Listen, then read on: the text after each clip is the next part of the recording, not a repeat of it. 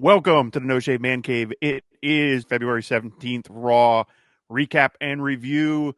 Man, I'm surprised at who's going to the chamber. Let's chat about it. What?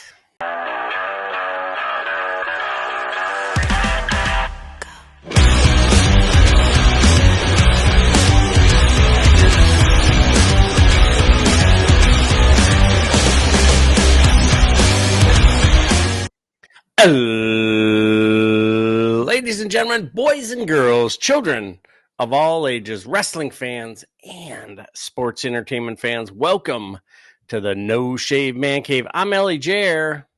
I'm Jay Tilly.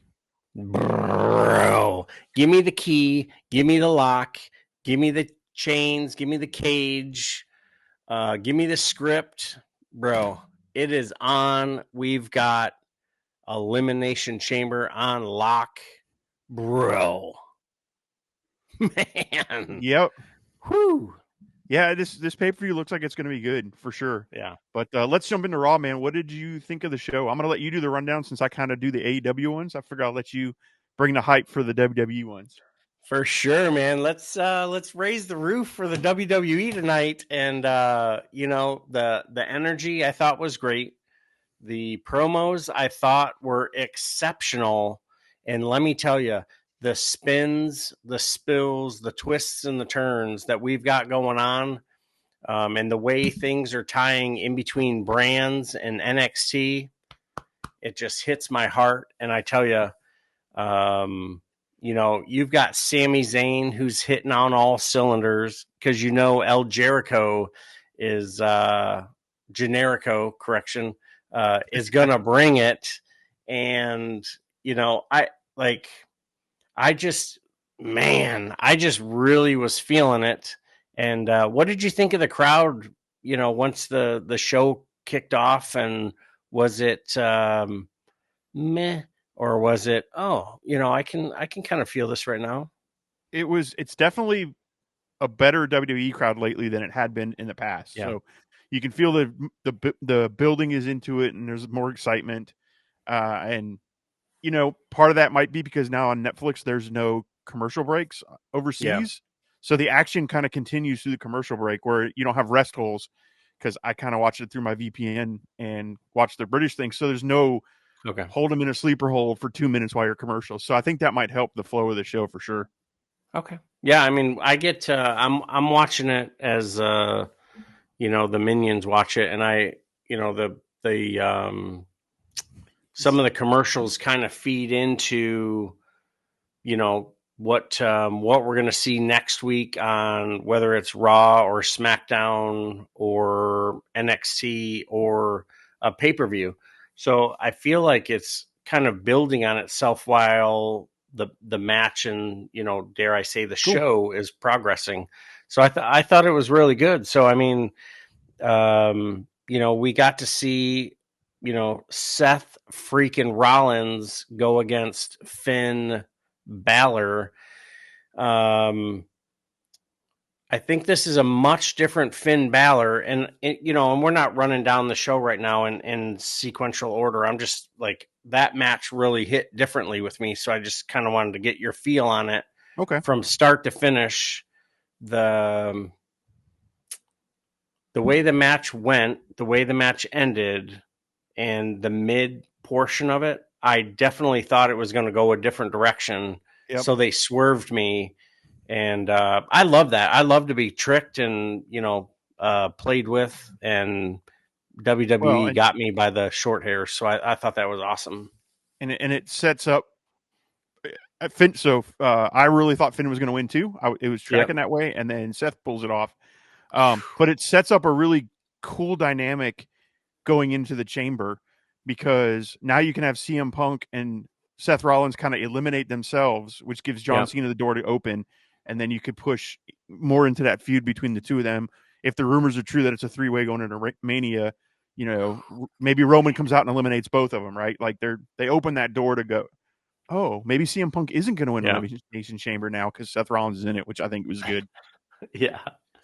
But I don't. What's your feel on having a three-way dance in Mania when you have 52 weeks out of the year, you have all of these pay-per-views, you have 2 days of Mania, and you're going to choose to do a three-way.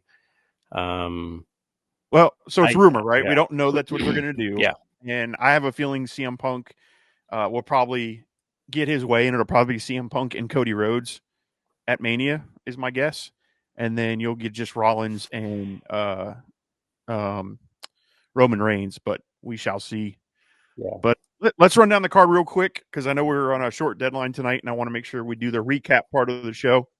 So we opened with Sami Zayn and cutting a promo, and he gets a sanctioned, non-sanctioned match with KO. I don't know. That whole segment was weird to me. Yeah. It is what it is. Like we all knew the match was going to happen. Now that being said, these two in the new era of AEW have the potential to put on a hell of a match. Yeah, they have such a history from the Indies to Ring of Honor, as Steen and El Jericho, Generico. Sorry, I keep doing that. Right. And yeah, I think this is going to be a banger. I think Sammy is going to come out a much different dude than what he went in, and I think it's going to be good for him in the long run. And this just reminds me of when they were trying to make Randy Orton a man on TV against Mick Foley. And that was just brutal. And now you look at the Viper, and I would put that character against any other character within the WWE universe, morning, noon, and night. So, yeah. Yep. Then we had the match. One of the matches of the nights was Penta and Pete Dunne. Penta coming out to win. Before I give you my opinion on this, because I know you were really high on this show tonight, I'll let you go first on this because I have a take on this that it might be a hot take. One of my hot takes, but go ahead. What do you think of the match? I thought the match was great, but I have some story ideas. So I think it's really good because they're just don't call him Butch, whatever you do. And he comes out, and I'm not a huge fan of the gear. I'm not a huge fan, of some of the work and the joint, stuff that he does. But the match itself, I felt that it told a really good story. There were a couple of spots in the corners when, they were supposed to do an up and over, and that didn't necessarily work out. And it's whatever. But I thought that Penta probably needed a couple of more minutes to get a few more of his moves in. And I would love to see him go like no shit lucha just a little bit longer. And I believe that Pete Dunne was the right opponent right now as his character trajectory is building.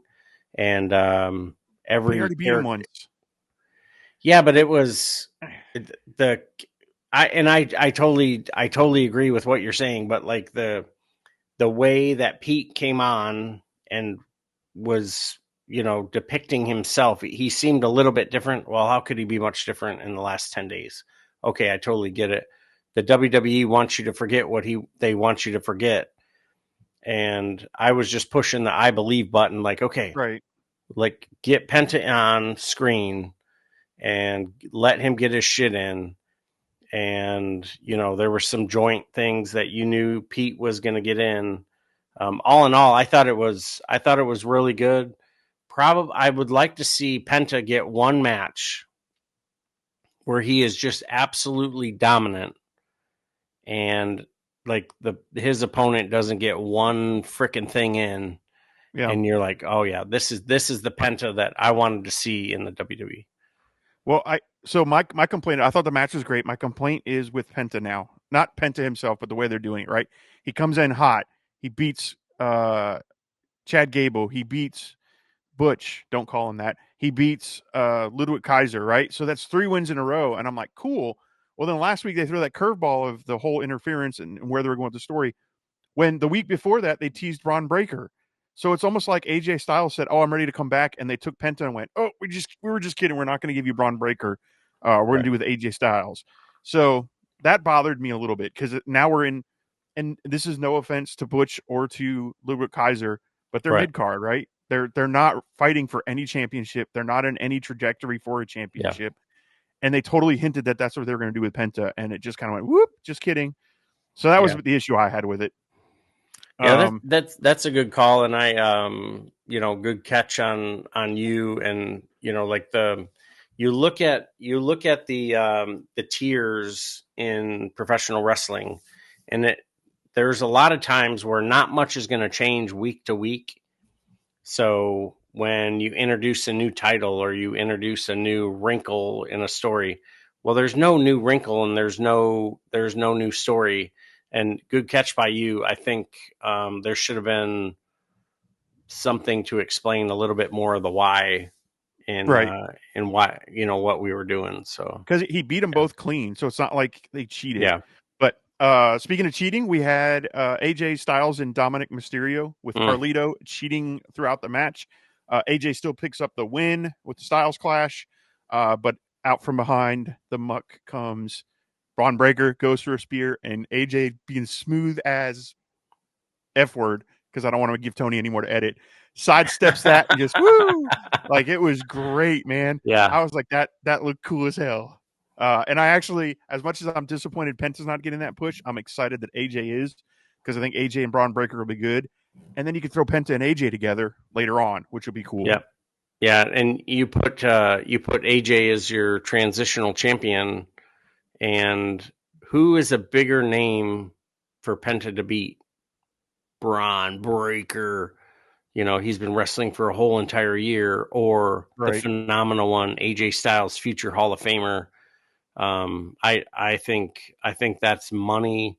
I think Styles make matches, and that's gonna put some asses in seats, and Yeah. Oh, yeah. That'll be a great it'll be match. really good. Yeah. And I'll have to go back and research, because I don't know. I think that might be a first time ever match, too, between the two of them, because I don't think their Oh, careers ever cross paths. I think, yeah, I can't think of any time their careers might have been crossed. So that'll be interesting. We also had Intercontinental Championship #1 contender match, Dakota Kai beating Ivy Nile. Decent match. yeah, I mean, the action tonight was great. I yeah, enjoyed every single match on the night. And I was good with this push. I think Laya Valkyrie and Dakota Kai had a great first match, so I don't mind them running it back and having a follow up match. yeah. And I'd like to see Ivy Nile. She's a fresh face, great body of work, awesome, member of American Made, and she's gotten better and better week after week on the mic. And I don't disagree with you. I think Dakota Kai's got a few shots, as part of Damage Control and whatever. But I'm looking forward to seeing what Ivy Nile's going to be. But kudos to Dakota Kai getting a victory, and Yep. we'll see what the character work we can build from here. Yeah. And then the next women's match was Roxanne Perez and Raquel Rodriguez. Now, throughout the Dude. night, we were getting, hints about the Raquel Rodriguez stuff and her and Liv being the one to injure Jade, which I still don't believe. I still think we're going to see a twist in that coming. Yeah, I agree. I agree. But that played into the end of this match, which was Roxanne Perez winning, and now she's going to the chamber. Awesome. I did not see that coming. Maybe a little bit, maybe in the back of my head, I thought they'd be doing it just because I knew the tag team title stuff was coming up. Yeah. But, you get Bianca and Naomi come out, causes like some distraction interference. However, it wasn't enough to distract from the match, and Roxanne still got a clean victory. So I thought it was a good match, really good match. I mean, I've been a Roxanne Perez fan since, as long as I remember back. She's been great. And then Raquel is definitely getting better. And Raquel lost to Roxanne Perez, who's going to the chamber. Yeah, I think you talk about wrinkles and twists. I think you're going to see the Elimination Chamber. You'll have a couple of some of the superstars eliminate themselves, and then Jade Cargill is going to show up at Elimination Chamber. Huge swerve. Roxy hits the pop rocks. Really, really good chance you see her walk out the victor out of all of those names. And, she's a brand new baby. And, she's already won multiple championships. And this is just their WWE's opportunity to put a rocket on her back. And hopefully they don't screw it up with Tiffany and Charlotte over on Friday night. That would be a complete colossal, Charlie Foxtrot if they mix that up. So, yep.